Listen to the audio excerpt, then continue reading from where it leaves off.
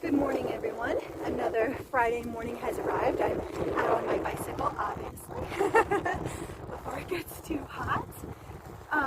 What I wanted to talk to you today about is prepping for the road trip. A big part of prepping for the road trip is getting the stuff I need to bring with me to do the road, right? But the thing is, I'm a girl on a budget. So it takes a little planning, right? That's a big part of any trip.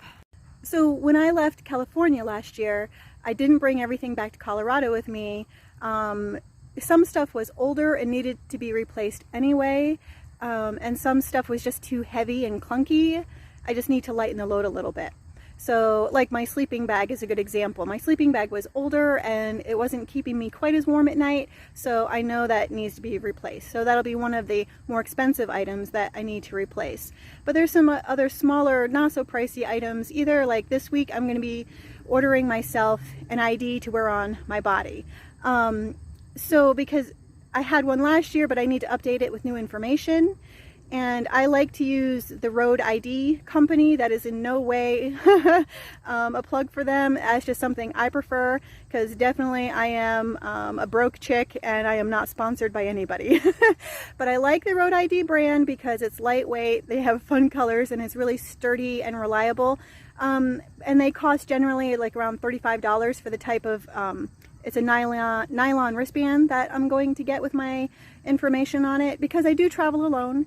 And if I have an accident, you know, I could be hit by a vehicle. I could hit a pothole and get injured.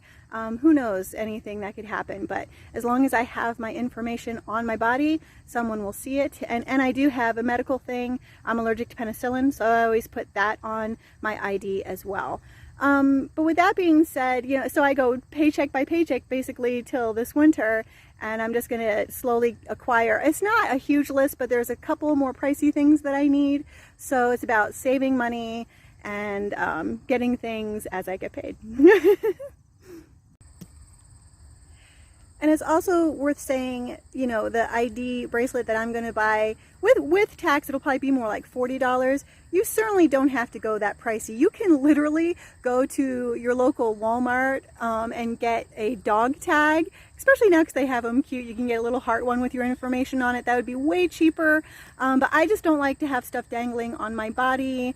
Or I just really prefer to have that secure bracelet on my wrist. But and I'm sure you can get them cheaper off of Amazon too. So just make sure, if you are traveling by yourself, even locally, you should always have ID on you, so people know, just in case of accidents. But anyway, it's another Friday. Have a great weekend, and I will check in with y'all next week.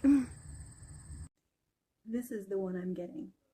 I like it because it's bright, it's orange. I wanted to get pink, but they don't have pink. But I like this one, and it'll stand out. So people will notice it if I crash on the road.